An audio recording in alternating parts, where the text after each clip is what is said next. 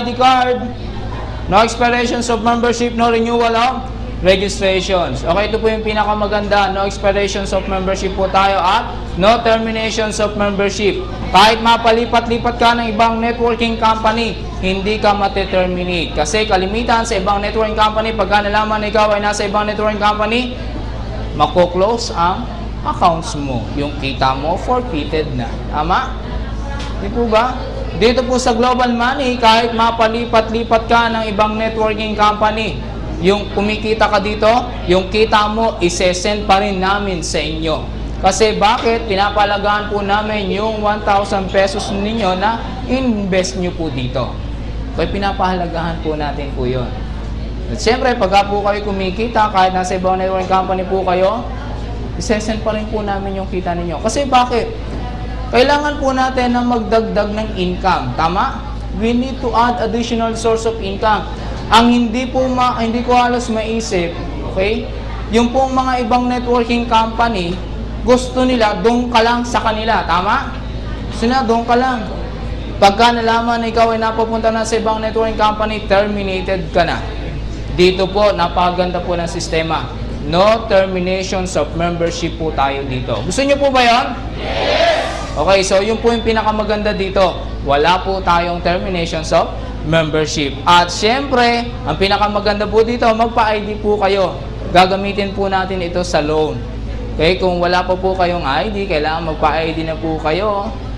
At halagang 100 pesos naman po ang ID po natin. Gagamitin po natin ito pagka po kayo ay maglo-loan na. At syempre, pagka meron na po kayong ID ng Global Money, sigurado, release ang loan po ninyo. Then, ang potential income po natin is unlimited 500 pesos. Then, bonus income 20K, loyalty income 50K, profit sharing 100K. Saan tayo nagsimula?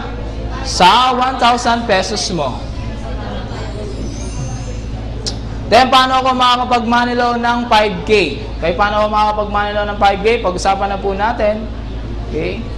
Sa 2 tao lang na na-invite mo at nag-join, qualified ka na sa money loan. Okay, bilhin mo, 2 lang may invite mo, tapos qualified ka na sa money loan. Yun yung pinakamaganda, 2 lang po yung na-invite po ninyo. Tapos, meron ka ng schedule sa loan na 5,000 pesos. Paano kung hindi nag-join ang na-invite ko? May makakapag-money loan ka pa rin ba? O halimbawa, sobrang sipag mo. O sobrang sipag mo, araw-araw nag-i-invite ka, sa loob ng 1 buwan nag-i-invite ka, lahat silang na-invite mo, walang nag-join sa'yo. Sa tingin mo, makakapag-loan ka pa rin? Yes, yung pinakamaganda, makakapag-money loan ka pa rin, basta lagi ka lang mag-i-invite. Lalo na pagka nakita ng company na napakasipag mo, okay, kahit walang nag-join sa'yo, makakapag-money loan ka pa rin. Okay? So, ganun lang po kasimple. Okay, paano ang proseso ng pagbabayad? Okay, sa 5,000 pesos, 2 months to pay. Sa 10,000 pesos, 4 months to pay. Sa 50,000 pesos, 10 months to pay. Okay, yun po yung mode of payment po natin. Okay, so 5,000 pesos, 2 months to pay. 10,000 pesos, 4 months to pay. 50K, 10 months to pay. Every 15 days of the month or every company payroll. Okay, depende na po sa inyo kung paano po ninyo babayaran po yung na-loan po ninyo. Okay? So, kalimitan, depende po yung sa sweldo po natin, Quincenas Katapusan or 525, tama? So, depende po yung sa sweldo po natin. Ilang days bago ko makuha ang money loan na 5K? Okay, ito po yung pag-usapan po natin. Ilang days bago po makuha yung loan po natin na 5K. Okay, 30 days lang po. Okay? So, ang pinakamaganda niyan, habang hinihintay po natin yung loan po natin, kumikita ka na. Tama? Okay, yung kung makikita po ninyo, sa isip po natin, utang. Pero sa simula niyan, ang pinakamaganda, kumikita ka na.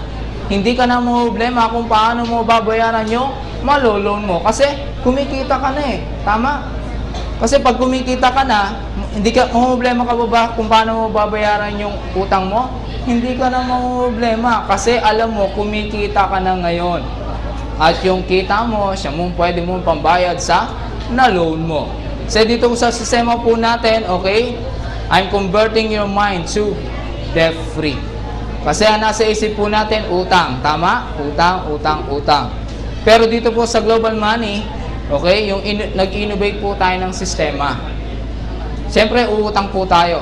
Pero time will come. Halimbawa, yung nasa likod na nakakulay green. Okay, ma'am, pagka po kayo kumikita ng 100,000 pesos monthly, uutang ka pa ba? Hindi na, di ba? Pagka ikaw ay kumikita na ng 100,000 monthly, uutang ka pa ba? Hindi ka na uutang. Kasi kumikita ka na ngayon. Tama? So, ito yung pinakamagandang sistema. We innovate the systems that your mind will become debt-free. Okay? Kasi yung isip po natin, utang eh. Okay? Dito, sistema po natin, hindi ka na uutang kasi kumikita ka na. Okay? Dito yung preparation po natin. Nagkakaroon po tayo ng preparation. Kumikita na ako ngayon. Ngayon, hindi ka na problema kung paano mo babayaran yung nautang mo. Kasi, meron ka ng kita dito sa global money. Okay? Then, meron bang requirements? Okay, ATM. Okay, meron po tayong requirements, ATM. Ito po yung mga nagtatrabaho. Then, Xerox Valid ID. Yung mga nagtatrabaho po sa company, di po ba may ATM po yun? May ATM po sila. Okay, so yung po yung requirements po nila, magsusurrender po sila ng ATM. Okay? Then, pag-usapan po natin, paano kung walang ATM? Kasi hindi naman lahat ng nagtatrabaho ay may ATM. Tama? Hindi naman po lahat ng nagtatrabaho may ATM eh. So, lalo na pag nasa bahay ka lang, wala naman talagang ATM yon. Alam nga naman, i-show mo yung sarili mo. I-show ko yung sarili ko kay ATM para makapag-loan ako. Okay, hindi naman po ganon. Okay, kahit wala po kayong ATM, makakapag-money loan pa rin po kayo dito. Okay, may sistema lamang po tayo. Okay, meron po tayong CI for verifications of residence. Okay, may CI po tayo. Okay, pero hindi ito yung CI ng ibang credit corporations. Kasi yung iba, meron pong ibang nagsi-CI ng credit corporation. Okay, halimbawa, meron pong nagsi-CI po sa inyo na ibang credit corporation. Ano po ang sistema po nila? Alamin po nila yung bahay ninyo, tama? Tayo mga Pilipino, mababait po tayo. Pagka nandiyan yung nagsisiyay, sasabihin po natin, pasok po kayo sa loob po ng pamamahay po natin. Diba? Siyempre, pagpasok niyan sa loob ng pamamahay mo, ano ang gagawin po nila? Ang gagawin nila, yung mata nila, igagala na. Gaganyan na yun. Anong tinitignan? Mga gamit ninyo. Pagka kulang-kulang ang gamit ninyo, hindi ma-approve ang loan ninyo. Kasi sabihin nun, naku, yung TV na yun, lumang-luma na. Yung DVD na yun, naku, hindi po pwede. Hindi tatama yun sa loan na ano yan. Tapos tatanungin pa, magkano ang sweldo ng mister mo? Magkano ang sweldo nyo sa loob ng isang buwan? Magkano ang bill nyo sa kuryente? Magkano ang gastos nyo? Naku, pagka natira doon is piso, naku, hindi approve ang loan po ninyo. Tama? Pero dito po, ang pag-CI po ng global money, alamin lamang po kung saan ang bahay po ninyo. Pagka nalaman po namin na doon ang bahay ninyo, automatic, release agad ang loan po ninyo. Okay? Kahit po kayo nagbo-board lang, kahit kayo ay nagre-rent lang, okay, release ang loan po ninyo dito. At syempre, submit barangay clearance. Madali lang po bang kumuha ng barangay clearance? Yes! Di po ba, wala pang 30 minutes, may barangay clearance ka na? So, dito po sa paglo-loan po ninyo sa global money, hindi po kayo pahihirapan. Okay? So, mabilis po ma-release po dito yung loan po ninyo. Pwede bang makapag-money loan ulit pagkatapos na mabayaran ang 5K? Okay? Yes, pwedeng makapag-loan ulit. Basta lagi ka lang mag-i-invite at magre-refer ng tao. Okay? Yun naman po yung sistema po natin. Mag-i-invite at magre-refer ng tao.